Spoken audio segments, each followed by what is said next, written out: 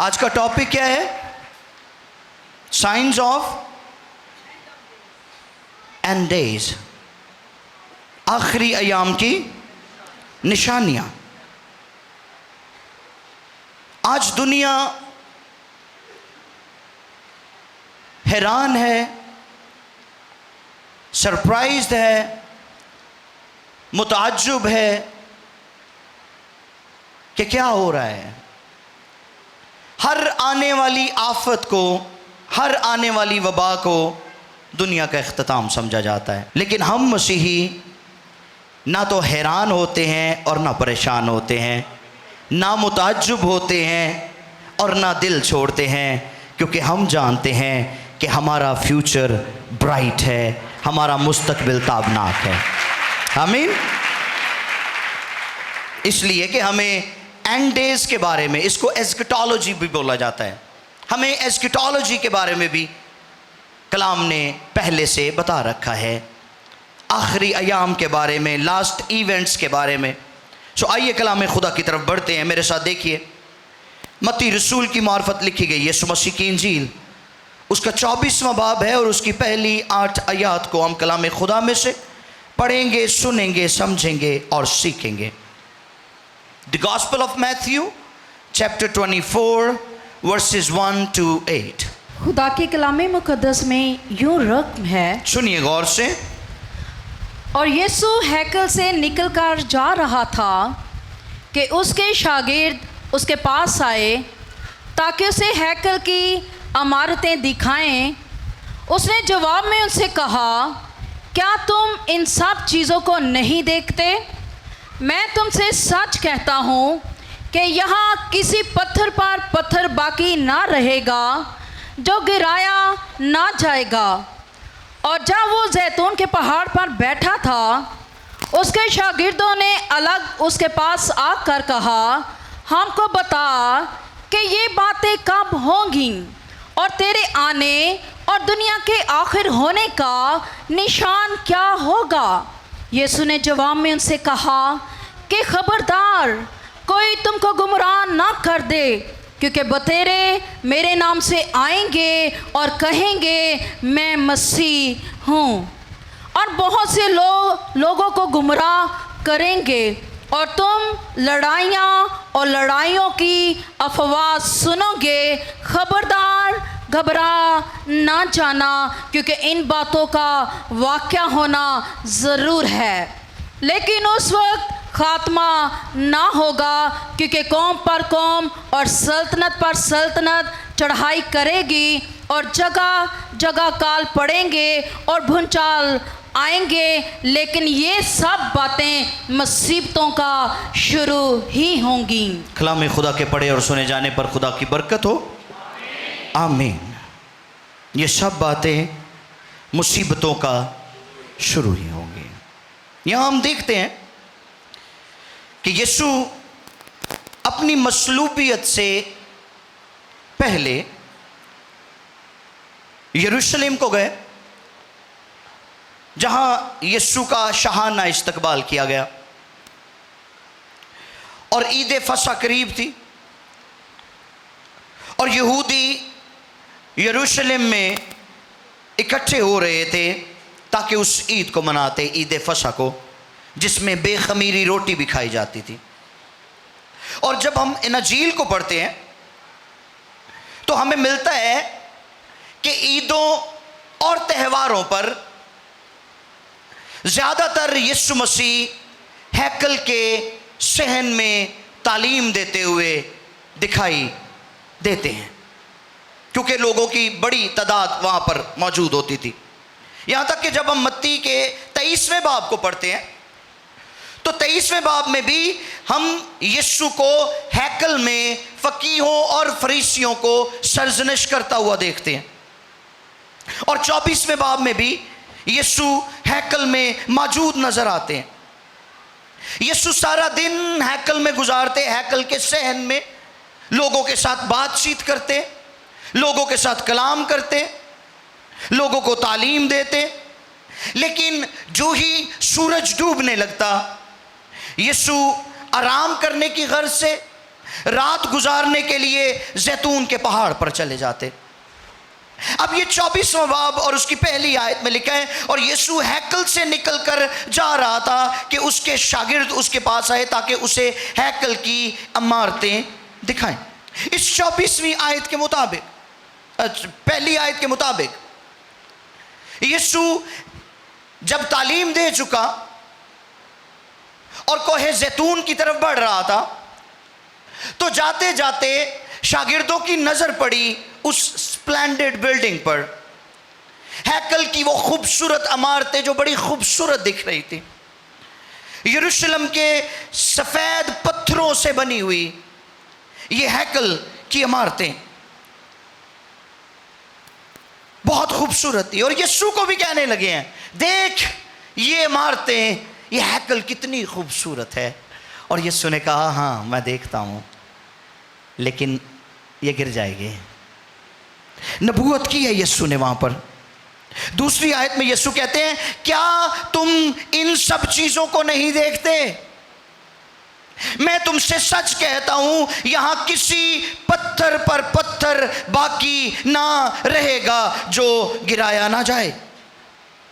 क्या तुम इन चीजों को नहीं देखते? तुम सिर्फ इन ही चीजों को देखते हो। हमारी इंसानी फितरत है कि हम ज़ाहरी चीज़ों को देखते हैं और उनकी नमूदो नमाइश से खुश होते और अपना दिल बहलाते हैं, मगर हमने कभी भी उनके इख्तिताम पर, उनके अंजाम पर गौर ही नहीं किया कि उनका अंजाम क्या होगा। आज भी दुनिया में ऐसे लोग मौजूद हैं जो इस दुनिया और इस दुनिया की सरगर्मियों में इस कदर महव हैं कि उन्हें इस बात का एहसास तक नहीं होता कि ये दुनिया फ़ानी है, ये दुनिया खात्मे की तरफ जा रही है और ये दुनिया एक दिन मिट जाएगी। और जब हमें ये एहसास नहीं होता तो फिर आफात, कुदरती आफात, नेचुरल डिज़ास्टर्स और कैटास्ट्रॉफिक इवेंट्स, नागहानी आफतें हमें रिमाइंडर देने के लिए आ जाती हैं कि ये दुनिया फ़ानी है, ये सब आर्जी है, ये सब बातिल है, ये सब मिटने वाला है, मगर खुदा कादर मुतलिक और उसकी बादशाही अज़ली और अब्दुल-आबाद है। हालेलुया।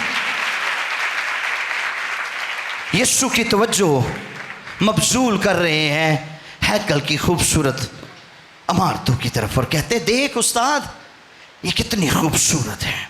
वो हैकल जिसे सुलेमान बिन दाऊद ने अपने दौरे हुकूमत में बनवाया था, और यीशु के दौर में इसको रिफर्बिश किया गया था, इसकी मुरम्मतें लगाई गई थी, इसको दोबारा से मेंटेन किया गया था और ये बहुत खूबसूरत दिखती थी क्योंकि इसके ऊपर सफ़ेद पत्थर लगा हुआ था, यरूशलेम का सफ़ेद पत्थर, और सोना जड़ा हुआ था इसके अंदर, और जब इसके ऊपर सूरज पड़ता तो बहुत खूबसूरत और शानदार लगती है बिल्डिंग।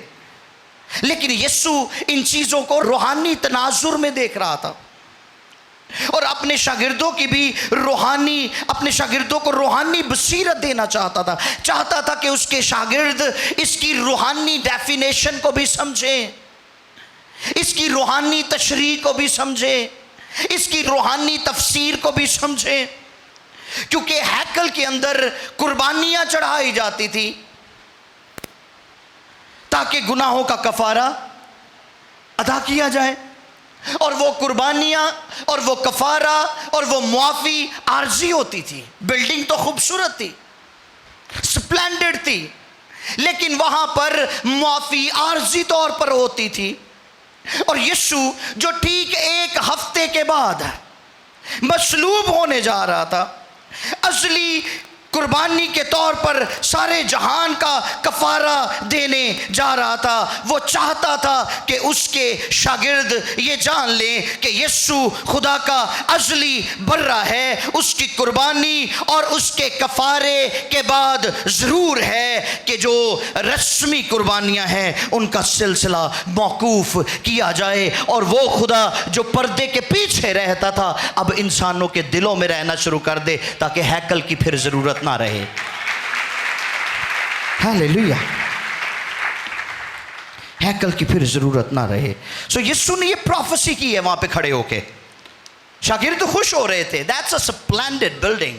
यीशु ने कहा ये गिर जाएगी, इसके पत्थर पर पत्थर बाकी ना रहेगा जो गिराया ना जाए। और सुनिए, 40 साल के बाद, यीशु मसीह की प्रोफेसी के 40 साल के बाद ये नबूवत पूरी हुई, जब रोमी दौरे हुकूमत में 70 AD में टाइटस वेस्पेशियन ये हुक्मरान था, रोमी हुक्मरान टाइटस वेस्पेशियन। उसने हैकल को मुकम्मल तौर पर जलाकर राख करने का हुक्म दे दिया। उसने कहा हैकल को मुकम्मल तौर पर जलाकर राख कर दिया जाए। अब ये हैकल कीमती पत्थरों से बनी हुई थी और उसके दरवाजों पर, उसके अंदर सोना, खालिस सोना जड़ा गया था। तो आग उसको कैसे जला सकती थी? यीशु की प्रोफेसी क्या थी? इसके पत्थर पर पत्थर ना रहेगा जो गिराया ना जाए। तो हुक्म क्या हुआ? हैकल को जला दिया जाए। अब तारीख इसके बारे में बताती है कि उन्होंने, उन सिपाहियों ने, रोमी सिपाहियों ने, जिस जैतून के पहाड़ पर यीशु आराम करने के लिए जाते थे, उसी जैतून के पहाड़ से जैतून के दरख्तों को उसके फल समेत, यानी जैतून समेत लेकर उसको हैकल के अंदर और हैकल के बाहर चारों तरफ फैला दिया और उसको आग लगा दी। अब उससे क्या हुआ? उससे ये हुआ कि उन दरख्तों के ऊपर जो जैतून का फल लगा हुआ था, उसका ऑयल, उसका तेल उस आग की शिद्दत को बढ़ाने में बड़ा मौसर साबित हुआ। और उस शिद्दत के बायस, उस आग की तेजी के बायस जितना सोना अंदर लगा हुआ था वो सारा का सारा पिघलकर दीवारों के ऊपर और फर्श के ऊपर फैल गया। और जब आग बुझी तो रोमी सिपाहियों ने हर पत्थर को निकाला और तोड़ा और गिराया और खुरच खुरच कर उनके ऊपर से सोना उतारा। यीशु मसीह की ये प्रोफेसी इस तरह से पूरी हुई। हालेलुया। कोई पत्थर पर पत्थर नहीं बचा जो गिराया ना गया हो। और अगर यीशु की वो प्रोफेसी पूरी हुई है तो फिर बाकियों के लिए भी हमें ईमान रखना चाहिए। आमीन। वो सादिकुल कौल है, जो वो कहता है उसे करता है। 40 साल पहले ये नबूवत यीशु ने कोहे जैतून की तरफ सफ़र करते हुए की थी। अब शागिर्द, जब यीशु ने ये प्रोफेसी की है वहां पर, तो उन्होंने इस बात को बड़ी संजीदगी से लिया। आज हमारे मुल्क में सैलाब आ रहे हैं, दुनिया भर में आफात हैं, कौम पर कौम चढ़ाई कर रही है, सल्तनत पर सल्तनत चढ़ाई कर रही है, yet people are least bothered. लोग बॉदर नहीं कर रहे, लोग संजीदा नहीं हैं, लोग सीरियस नहीं ले रहे। 2 नंबरी उसी तरह से चल रही है, धोखाधड़ी उसी तरह से चल रही है, फ्रॉडियां उसी तरह से चल रही हैं, कत्ले आम उसी तरह से हो रहे हैं, लोगों को फर्क ही नहीं पैन दिया। लेकिन सुनिए, यीशु की एक बात शागिर्दों के लिए संजीदगी का बायस बन गई। उन्होंने गौर किया इस बात पर कि जिस हैकल को 40 साल लगे थे बनाने में, और उसके बाद इसकी मेंटेनेंस पर इतना खर्चा गवर्नमेंट करती है, ये कहता है ये गिर जाएगी और इसके पत्थर पर पत्थर बाकी ना रहेगा। ये जो कहता है करता है, जो कहता है वैसा होता है। They were more concerned to know more about it। और ज़्यादा कंसर्न हो गए, संजीदगी से लिया उन्होंने खुदावंद की बात को। आज बड़े पैगामात दिते जाते हैं, लोग संजीदा ही नहीं होंगे। कई एडे ढीठ ने, वो कहेंगे जो होएगा वेखी जाएगी, ए जान मिठा अगला किस डिठा। ऐसे लोग कॉन्शियस हो जाएं। मैं आगे जाके आपको बताऊंगा कि ऐसे लोग जो अपने अपनी हट धर्मी से बाज नहीं आते, वो किन मुश्किलात का शिकार होने वाले। लेकिन उससे पहले सुनिए, शागिर्द जब बहुत ज़्यादा संजीदगी से इस बात को लेने लगे तो उन्होंने यीशु मसीह से 2 सवाल किए। तीसरी आयत में कहते हैं, हमको बता कि ये बातें कब होंगी। जैतून के पहाड़ पर बैठा था जी, उसके शागिर्दों ने अलग उसके पास आकर कहा, हमको बता कि ये बातें कब होंगी और तेरे आने और दुनिया के आखिर होने का निशान क्या होगा। अब उनको ये एंजाइटी होना शुरू हो गई, बेचैनी लग गई, बेताबी लग गई कि जो कुछ ये कह रहा है अब हमें अगली बात के बारे में भी सुनना चाहिए कि यीशु कब आएगा, और यीशु कब आएगा तो दुनिया का इख्तिताम कब होगा। 2 सवाल किए हैं लेकिन 3 बातें जानना चाहते हैं। नंबर 1, हैकल कब गिराई जाएगी, यीशु कब आएगा और दुनिया का इख्तिताम कब होगा। क्योंकि वो सोचते थे कि यीशु जो दर हकीकत, क्योंकि इन्हीं दिनों में अपनी मसलूबियत से पहले यीशु ने ये इंकशाफ भी किया था कि ज़रूर है कि इब्ने आदम पकड़वाया जाए और मसलूब किया जाए और मरे और दफन और तीसरे दिन मुर्दों में से जी उठे। इस पे मैंने कलाम सुनाया था। तो वो इस बात को जानते थे कि दर हकीकत मसीह यही है, और अगर हकीकतन मसीह ये है तो जब वो अपनी हुकूमत कायम करेगा तो सर्टनली रोमी हुकूमत से लड़ेगा, उन पर गालिब आएगा। मगर ऐसा कब होगा, दुनिया का इख्तिताम कब होगा। वो मुतजस्सिस थे और आज की दुनिया भी मुतजस्सिस है। आज की दुनिया भी ये जानना चाहती है कि यीशु कब आएगा और इख्तिताम कब होगा। हर आने वाली आफत पर लोग ये समझते लो जी हुण दुनिया दा एंड होने लगा जाए। जब मुमालिक आपस में लड़ते हैं, नेशंस आपस में लड़ती हैं, तो लोग कहते हैं world war G is going to start, तीसरी आलमी जंग शुरू होने वाली है। फटाफट गैस ला लेने असी। अज तुहाडे सारे गैस ठीक करने ने खुदा दे कलाम ने, ताकि आप गैसेस पर नहीं रहें बल्कि आपको पूरा यकीन हो जाए कि खुदावंद की आमद किस तरह से होगी और दुनिया का इख्तिताम किस तरह से होगा। सुनी, पुराने अहदनामे में यीशु मसीह के मुतालिक 300 से ज़्यादा नबूवतें रकम की गई जिन्हें खुदावंद यीशु ने पूरा किया। आमीन। और नए अहदनामे में उसकी दूसरी आमद के मुतालिक जो नबूवतें हैं वो पुराने अहद से 3 गुना ज़्यादा हैं, जिन्हें हमारा ईमान है कि खुदावंद पूरा करने को है, और बहुत सारी हो भी चुकी हैं। आमीन। अब यीशु मसीह से जब ये सवाल किया गया तो यीशु ने उनको डांटा नहीं है। यीशु को खुशी हुई होगी कि इस संजीदा ने इस गल के बारे ये जानना चाहते हैं।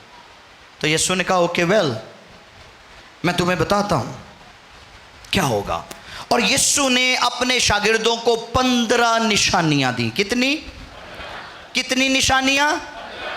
फिर बोले कितनी निशानियाँ?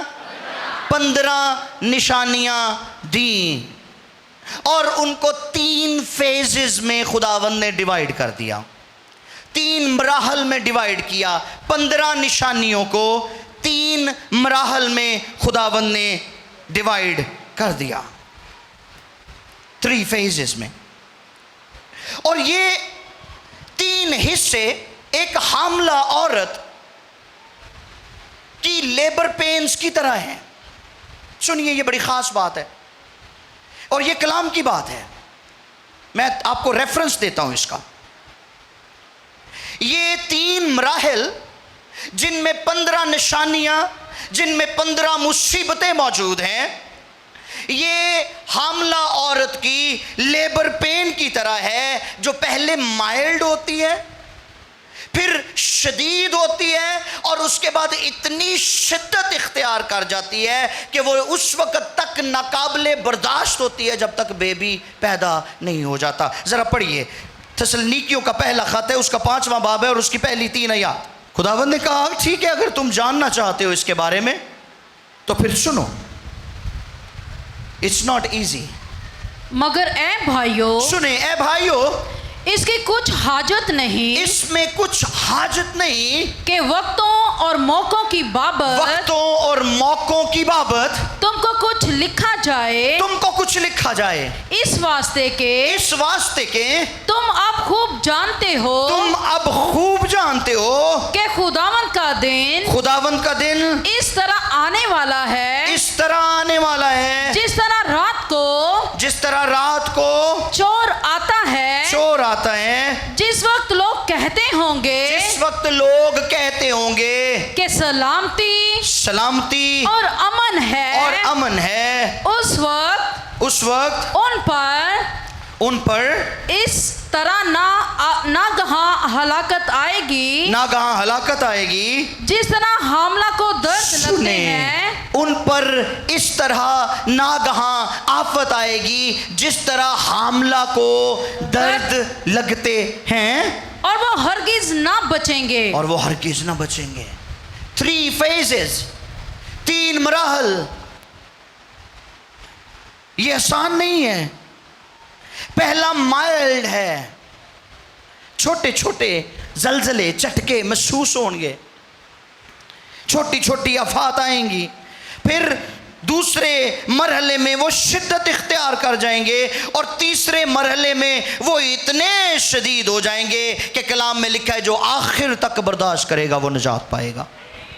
आमीन, हालेलुया। 15 निशानियां, 3 मराहल, ये जहन में रख लें बात। कितनी? 15 निशानियां, 3 मराहल। लेकिन ये तीनों मराहल बड़े डेंजरस हैं, बहुत डेंजरस हैं। माइल्ड भी डेंजरस है, शदीद भी डेंजरस है, और उससे जो शिद्दत इख्तियार कर जाता है वो तो सबसे डेंजरस है। उसको भी हम आखिर पर देखेंगे। पहला जो मरहला है, पहला जो हिस्सा है, फर्स्ट फेज, वो मत्ती 24वां बाब उसकी 4थी आयत से लेकर 8वीं आयत तक लिखा गया है, रकम किया गया है। Matthew was very intelligent. मत्ती ने इन मराहल को, इन निशानियों को कलम बंद किया है हमारे लिए, आने वाले ज़मानों के लिए, ताकि हम परेशान ना हो, हम हैरान ना हो। और ये तौफीक मसीहियों को हासिल है कि वो किसी भी बात के लिए हैरान नहीं होते। कलीसिया की बात कर रहा हूँ मैं। ईमानदार हैरान नहीं होते, क्योंकि ईमानदार जानते हैं कि खुदावंद यीशु ने जो कहा है वो होगा। और फिर हमारा घर इस ज़मीन पर नहीं है, हमारा दिल ज़मीन के साथ नहीं लगना चाहिए। जी, 24वां बाब है, उसकी 4थी आयत से लेकर 8वीं आयत तक पहला मरहला है।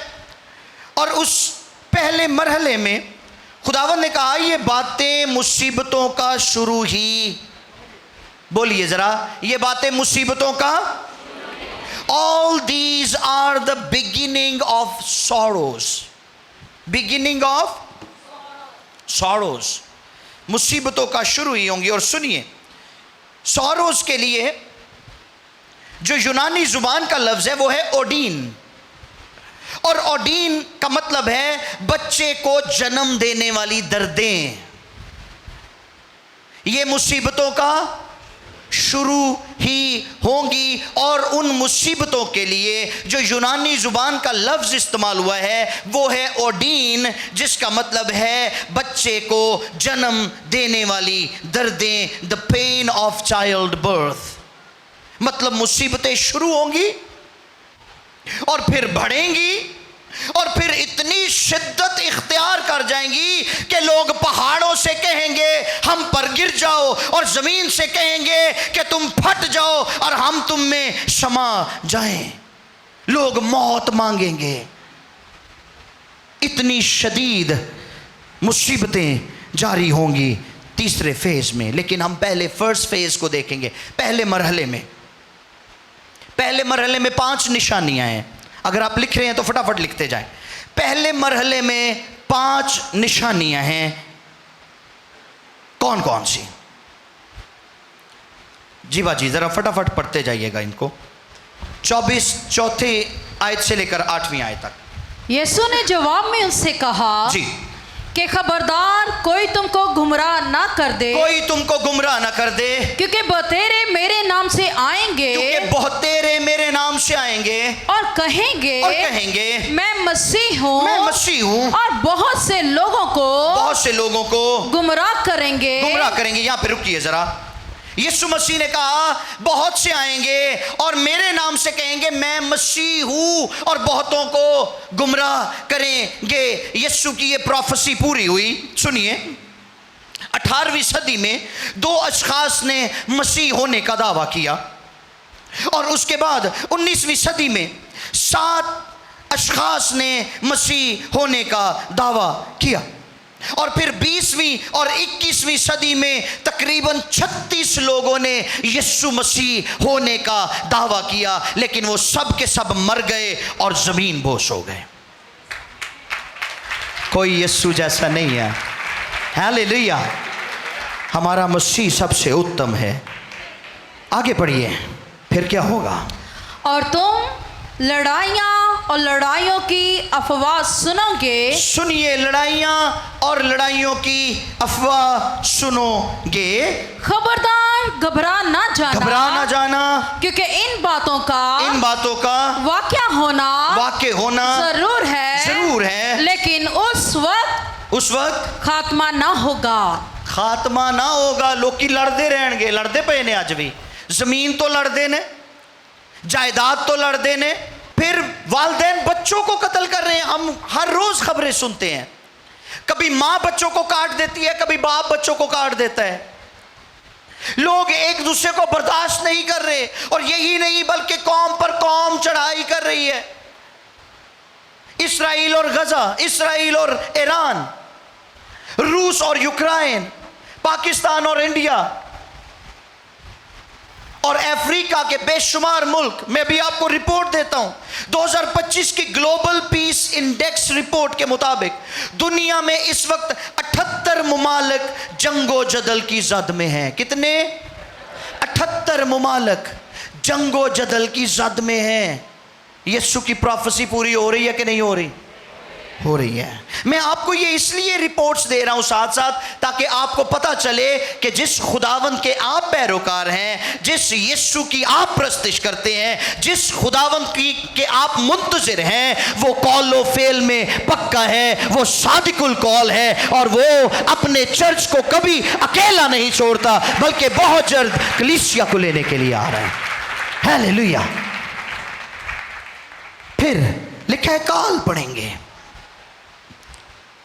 जी, काल पड़ेंगे, क्योंकि कौम पर कौम और सल्तनत पर सल्तनत चढ़ाई करेगी जी, और जगह जगह काल पड़ेंगे। हाँ जी, और भूचाल आएंगे। Thank you so much. काल पड़ेंगे और भूचाल आएंगे। आज दुनिया के 22 ममालिक में, सुनिए, दुनिया के 22 ममालिक में 30 मिलियन से ज्यादा लोग कहत का शिकार हैं, जिनको रोटी मुयस्सर नहीं है। और जब रोटी मुयस्सर नहीं होती तो उसका अंजाम पता क्या होता है? मैंने कलाम सुनाया था, शायद पिछले जुमे की बात है, कि भूख इतनी खतरनाक दुश्मन है कि ये लोगों को बच्चे भी खिला देती है।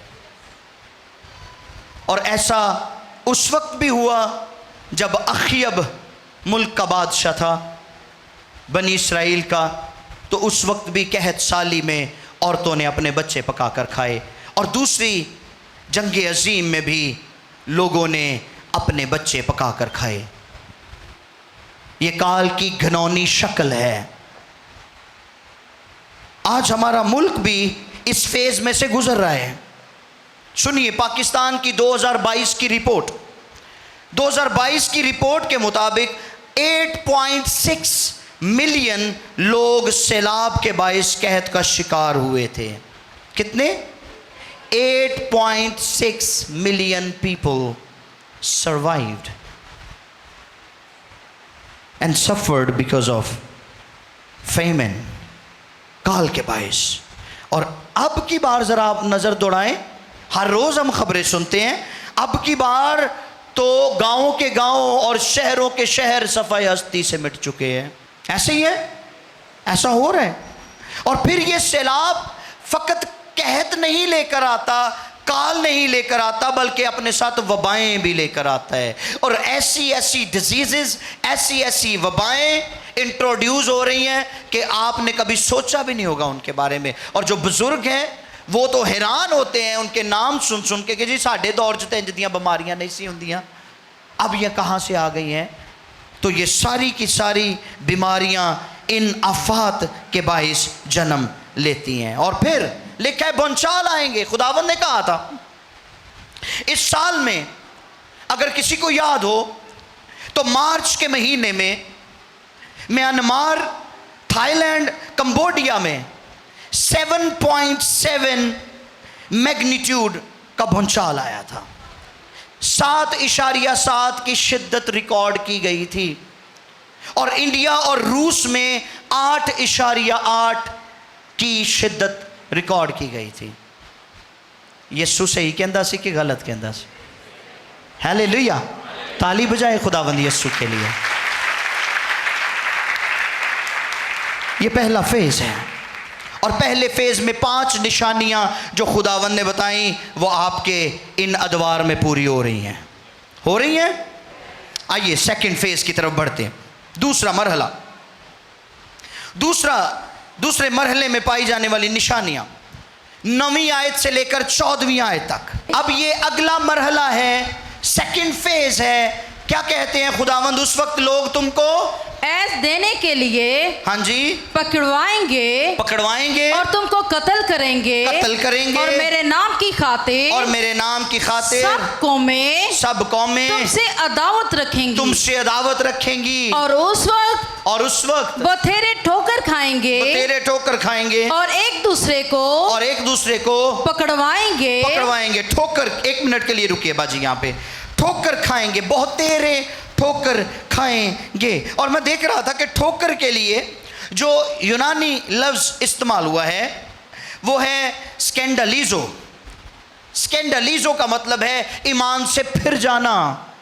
ठोकर खाने से मुराद है बहुत तेरे अपने ईमान से फिर जाएंगे। एपोस्टेसी, तब्दीली मजहब। ਉਹ ਭਾਵੇਂ ਜਗ੍ਹਾ ਦੇ ਟੋਟੇ ਦੀ ਖਾਤਰ ਮਸੀਹ ਨੂੰ ਛੱਡ ਦੇਣ ਤੇ ਭਾਵੇਂ ਕਿਸੇ ਜ਼ਾਹਰੀ ਖਤਮ ਹੋ ਜਾਣ ਵਾਲੀ ਬਿਊਟੀ ਦੀ ਖਾਤਰ ਮਸੀਹ ਨੂੰ ਛੱਡ ਦੇਣ या दौलत के पीछे खुदावंद को छाड़ दें, किसी ना किसी तरह से वो खुदावंद को छोड़ेंगे, ईमान से फिरेंगे। और ऐसा हो रहा है। आगे पढ़िए। और एक दूसरे को पकड़वाएंगे और एक दूसरे से अदावत रखेंगे और बहुत से झूठे नबी उठ खड़े होंगे और बतेरों को गुमराह करेंगे और बेदीनी के बढ़ जाने से बतेरों की मोहब्बत ठंडी पड़ जाएगी। मगर जो आखिर तक बर्दाश्त करेगा वो नजात पाएगा। और बादशाही की इस खुशखबरी की मुनादी तमाम दुनिया में होगी ताकि सब कौमों के लिए गवाही हो, तब खात्मा होगा। 6 और निशानियां सेकंड फेज में आई हैं। पहले फेज में कितनी निशानियां थी? 5। अब जो दूसरा फेज है, दूसरा मरहला है, उसमें 6 निशानियां मौजूद हैं। और वो कौन कौन सी हैं? सबसे पहली निशानी, मसीही एज़ाए रसानी से गुजरेंगे। मसीहियों को डिस्क्रिमिनेट किया जाएगा। तुसी दसो साडे मुल्क च कितनी बारी किया गया है? So many times. हिस्ट्री भरी पड़ी है। इंडिया में कितनी दफ़ा परसिक्यूट किया गया है? हिस्ट्री भरी पड़ी है। और फिर पूरी दुनिया में जहां पर आप अपने आप को बतौर मसीही इंट्रोड्यूस करवाएंगे, अगर वो शख्स जिससे आप अपने आप को इंट्रोड्यूस करवा रहे हैं वो ईमानदार होगा तो वो आपको कबूल करेगा। अगर वो ईमानदार नहीं होगा तो वो आपके लिए अच्छे ख्यालात नहीं रखेगा। लोग आपको टफ टाइम देते हैं जो ही सुनते हैं कि आप मसीही हैं। लोग ईमान से फिर जाएंगे। एपोस्टेसी, तब्दीली मजहब, जाहरी बनावटी आर्जी चीजों के लिए मसीह का इनकार कर देना, और ऐसा हो रहा है। ईमानदार फिर रहे हैं, ईमानदार ईमान को छोड़ रहे हैं, मसीह को छोड़ रहे हैं, दुनिया से दिल लगा रहे हैं। फिर लिखा है धोखाधड़ी और अदावत। 8वां पॉइंट है ये। छठा था मसीही ज़ाहिर आसानी से गुजरेंगे, 7वां था लोग ईमान से फिर जाएंगे, और 8वां है धोखाधड़ी और अदावत। तो आज लोग एक दूसरे को धोखा देते हैं। हमें परसों ही तजर्बा हुआ है, मेरी वाइफ मेरे साथ थी। I don't want to tell you the story, लेकिन ये हो रहा है। अदावत, लोग अदावत रखते हैं, इत्थों तक के ईमानदार भी एक दूसरे ना अदावत रख दे रहे हैं। चर्च के अंदर रूहानी करप्शन भी है और सियासी करप्शन भी चल रही है। एक दूसरे के साथ अदावत, एक दूसरे के मुंह ते बहुत चंगे एक दूसरे नूं ते अंदरों जड़ा कट देने एक दूसरे दियां। घरों के अंदर अदावत मौजूद है। ना शौहर बीवी को बर्दाश्त कर रहे हैं, ना बीवी शौहर को बर्दाश्त कर रही है, और ना वालदैन बच्चों को बर्दाश्त कर रहे हैं, और ना बच्चे वालदैन को बर्दाश्त कर रहे हैं। ना सस बहू नूं बर्दाश्त कर दी, ना बहू सस नूं बर्दाश्त कर दी। अदावत। और फिर झूठे नबियों के बाइस गुमराही फैलेगी, और झूठे नबियों ने तबाही मचाई हुई है। अमेरिका की एक रियासत है यूटा, जिसको पूरी तरह से एक झूठा नबी, जिसको जोसेफ स्मिथ कहा जाता है,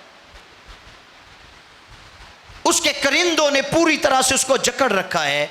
और इतने बैड इन्फ्लुएंस के नीचे है वो स्टेट कि वहां पर जाते ही फिजाई और हो जाती है। झूठे नबी बहुत सारे और भी हैं। फिर नंबर 9, बेदीनी बढ़ जाएगी। क्या कहा था खुदावंद ने? बेदीनी बढ़ जाएगी। लस्ट। आज जो मैरिजेस हो रही हैं, आई एम सॉरी टू से, उनमें से शायद 95% जो मैरिजेस हैं वो लस्ट की बुनियाद पर हैं। जिस्मानी शहवानी ख्वाहिशों को पूरा करने के बाद बात ख़त्म हो जाती है। अरे अज़दवाज ये नहीं है, किसी दिन अक़द पे बात करेंगे हम और सीखेंगे कि ये कितना पाक रिश्ता है जिसको घिनौना बना दिया गया है। गे मैरिजेस का लॉ पास हो चुका है। LGBT कम्युनिटी दंदनाती फिर रही है दुनिया में।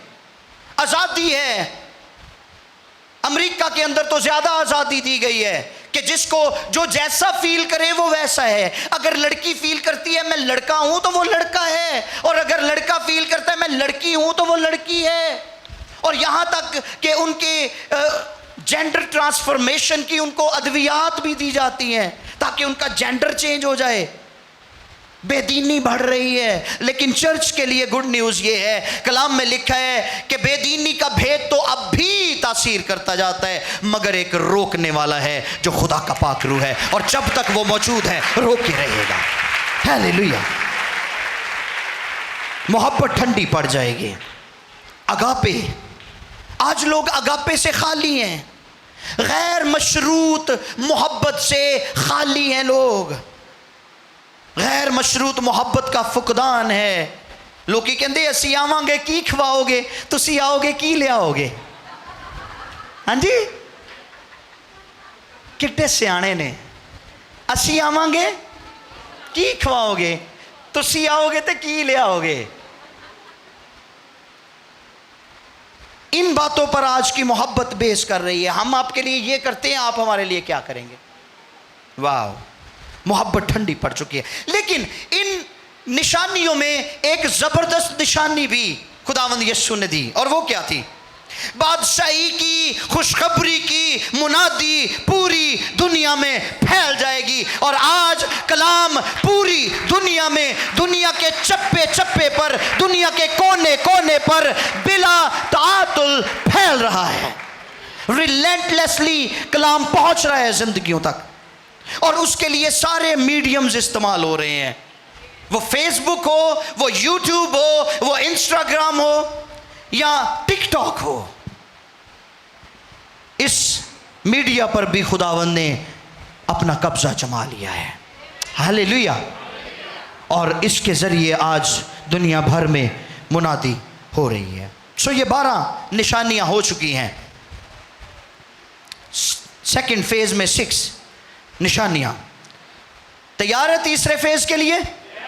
ओके, तीसरा मरहला जरा एक दफा रिपीट कर दे। पहले मरहले में कितनी निशानियां, दूसरे मरहले में कितनी निशानियां, और अब तीसरा मरहला है। और ये तीसरा मरहला बहुत खौफनाक है, भयानक है, इतना शदीद है कि इसको हर बंदा बर्दाश्त नहीं कर सकेगा। क्योंकि लिखा है कि इस मरहले में बरगजीदा भी ईमान से फिर जाएंगे। बरगजीदा, सबको बरगजीदा नहीं कहा गया, बरगजीदा भी ईमान से फिर जाएंगे। तीसरा फेज 15वीं आयत से लेकर 18वीं आयत तक। बस जब तुम उस उजाड़ने वाली मकरूह चीज को, सुनिए, बस जब तुम उस उजाड़ने वाली मकरूह चीज को, जिसका जिक्र दानियल नबी की मार्फत हुआ, दानियल नबी की मार्फत हुआ। मैं अभी आपको इसके रेफरेंसेस देता हूं कि दानियल ने कहां कहां इस मकरूह उजाड़ने वाली चीज का जिक्र किया है। जी, मुकद्दस मुकाम में खड़ा हुआ, मुकद्दस मुकाम में खड़ा हुआ। देखो पढ़ने वाला समझ ले, पढ़ने वाला समझ ले।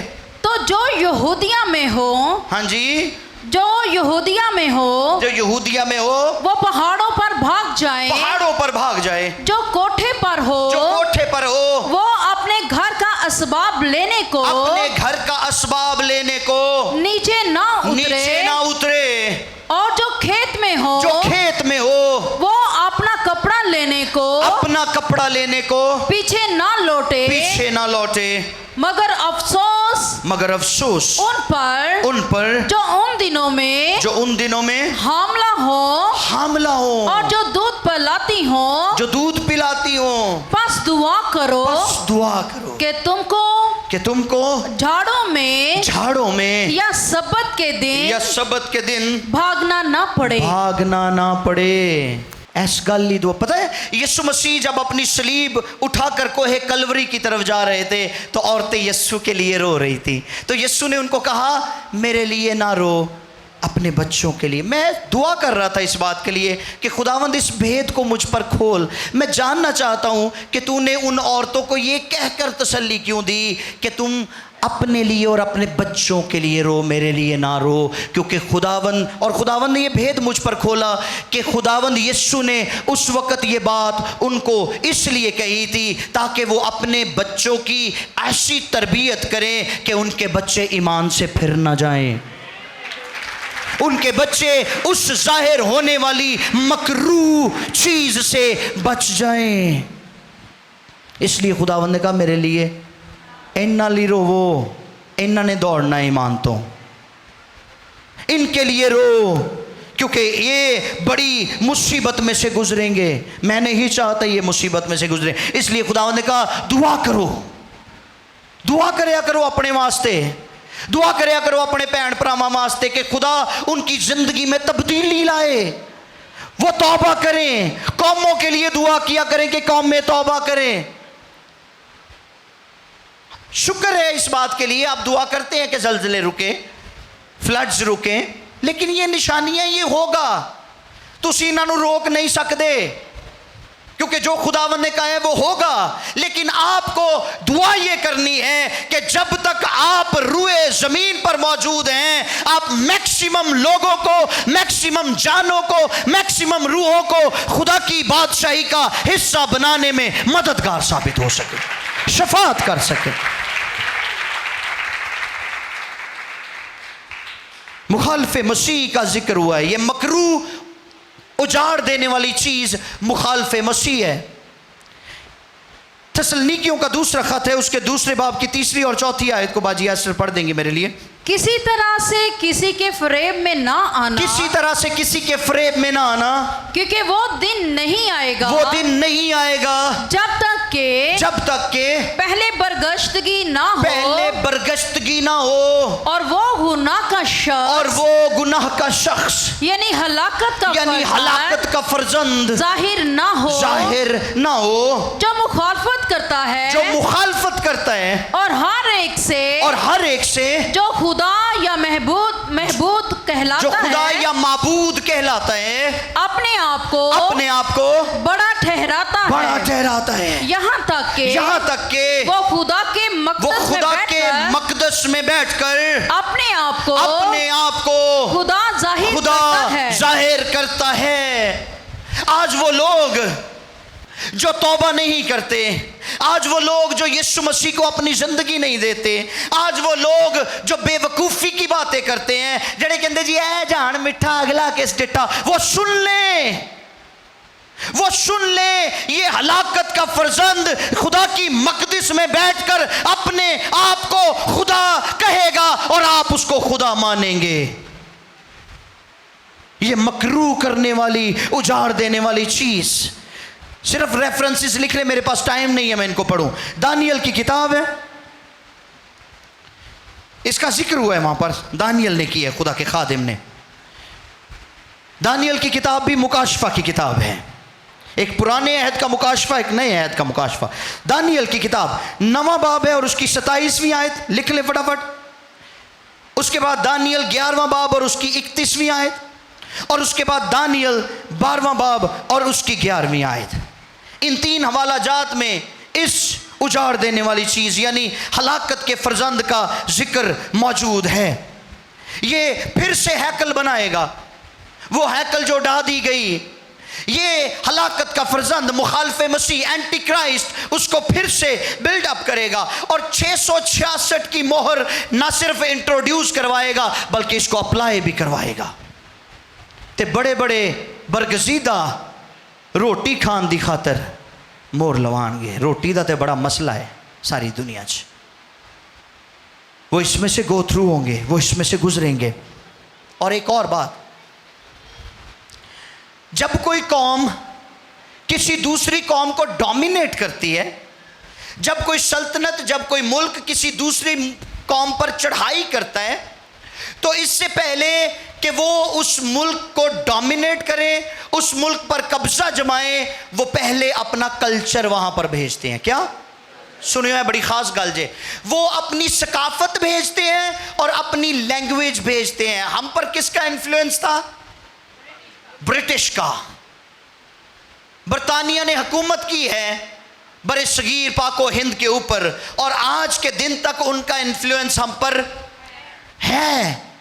असी अंग्रेजी उन्होंने दी बोलने हैं, ठीक, लॉज उनके हैं, कवानीन उनके हैं, ठीक, गड्डी भी असी उन्होंने वांगू ही चलाने हैं सज्जे पासे, इसे तरह ही है। सो इन्फ्लुएंस, जुबान। अब हलाकत का फर्जंद इससे पहले कि वो जाहिर हो, उसने अपना कल्चर मुतारफ करवा दिया है दुनिया में, और लोग तेजी से गे मैरिजेस को प्रमोट कर रहे हैं, लोग तेजी से LGBT कम्युनिटी का हिस्सा बन रहे हैं, लोग तेजी से सेक्सुअल जो होमोसेक्सुअलिटी है उसका शिकार होते चले जा रहे हैं। गुमराही फैल रही है, लोग अदावत रख रहे हैं एक दूसरे से, लोग एक दूसरे के साथ धोखाधड़ी कर रहे हैं, लोग ईमान से फिर रहे हैं। ये सारी की सारी वो चीजें हैं जो पहले से इस कल्चर का हिस्सा बन रही हैं। और तीसरे फेज में वो खुद आएगा, वो खुद आएगा। हलाकत का फर्जंद कोई एक मुसीबत है, हाँ जी, लेकिन सुनिए, फिर खुशखबरी देने जा रहा हूं मैं आपको। इससे पहले कि ये हलाकत का फर्जंद जाहिर हो, इससे पहले कि तीसरा फेज शुरू हो, कलीसिया के लिए, चर्च के लिए गुड न्यूज़ ये है कि कलीसिया को रूहुल कुद्स अपने साथ लेकर यीशु मसीह नासरी के पास चला जाएगा। हालेलुया। यीशु की पोशीदा आमद होगी। इससे पहले कि हलाकत का फर्जंद जाहिर हो, यीशु की पोशीदा आमद होगी और उसमें कलीसिया खुदावंद के पास पहुंचेगी और वो उनको इनामात देगा। आमीन। कितने निशान हो गए? 13। 14वां निशान, जमीन पर एक बड़ी मुसीबत नाजिल होगी। सुनिए, जमीन पर एक बड़ी मुसीबत नाजिल होगी। लिखा है दुनिया के शुरू से ना अब तक ना कभी हुई ना होगी। जब से दुनिया बनी है तब से आज तक ना कभी ऐसी मुसीबत नाजिल हुई है और ना कभी होगी जितनी बड़ी मुसीबत इस ज़मीन पर आएगी। उस तीसरे मरहले में, उस तीसरे फेज़ में, अगर आप उसको पढ़ना चाहें तो मुकाशफा की किताब के 6ठे बाब से 18वें बाब तक ज़रूर घरों में बैठकर पढ़ लीजिएगा। आपको पता चल जाएगा कि ज़मीन पर वो कौन सी मुसीबत है जो तीसरे मरहले में नाजिल होने का। मुकाशफा 6ठे बाब की 6ठे बाब से लेकर 18वें बाब तक। राइट? कितनी निशानियां हो गई? 14। आखिरी निशानी, बहुत से झूठे नबी और मसीह होने के दावेदार जो निशानात और अजीब काम दिखाकर लोगों को गुमराह करेंगे। पहले लिखा है बहुत सारे झूठे नबी आएंगे, अब लिखा है वो निशानात भी दिखाएंगे, वो महारतें दिखाएंगे, अपनी कुदरत दिखाएंगे, अपना जोर दिखाएंगे और अच्छे अच्छे उनके पीछे लग जाएंगे, अच्छे अच्छे उनके पैरोकार बन जाएंगे, अच्छे अच्छे उनके फॉलोअर्स बन जाएंगे। 23वीं आयत में लिखा है उस वक्त अगर कोई तुमसे कहे देखो मसीह यहाँ है या वहाँ है तो यकीन ना करना। खुदावंद ने पहले से इंतबा किया है। 27वीं आयत में लिखा है जैसे बिजली पूरब से कौंध कर पश्चिम तक दिखाई देती है वैसे ही इब्ने आदम का आना होगा। हालेलुया। मसीह की ज़ाहरी आमद ज़बरदस्त होगी क्योंकि उसमें हर एक आंख उसे देखेगी। मुकाशफा 1:7 में लिखा है और जिन्होंने उसे छेदा था वो भी देखेंगे और ज़मीन पर के सब कबीले उसके सबब से छाती पीटेंगे। बेशक। आमीन। हालेलुया। यीशु ने अपनी आमद के बारे में आगाह किया। पहले हलाकत के फर्जंद के बारे में बताया कि वो आएगा और वो दुनिया का क्या हाल करेगा, लेकिन फिर यीशु ने अपने बारे में बताया। मत्ती 24:29 और 30 सुनिए। और फौरन उन दिनों की मुसीबत के बाद, ये तीसरा फेज है, और जब तीसरा फेज खत्म होगा, जब तीसरा मरहला मुसीबतों का खत्म होगा तो उन दिनों की मुसीबत के बाद सूरज तारीक हो जाएगा और चांद अपनी रोशनी ना देगा और सितारे जमीन से गिरेंगे और आसमान की कुव्वतें हिलाई जाएंगी और उस वक्त इब्ने आदम का निशान आसमान पर दिखाई देगा और उस वक्त जमीन की सब कौमें छाती पीटेंगी और इब्ने आदम को बड़ी कुदरत और जलाल के साथ आसमान के बादलों पर आते देखेंगे। हालेलुया। हालेलुया। और लिखा है वो अपने मुंह के कलाम से, अपनी आमद की तजल्ली से उस हलाकत के फर्जंद को हलाक करेगा। आमीन। अब सवाल छोड़ रहा हूं मैं आपके लिए। असी बड़ी छेती परेशान हो जाने, हाय जलजले आ गए, हाय सैलाब आ गए, हाय तबाहकारियां हो गई। सुनिए, हम कहां पर खड़े हैं? ये सवाल है। हम किस फेज में से गुजर रहे हैं? अभी हम दुआ करने को हैं।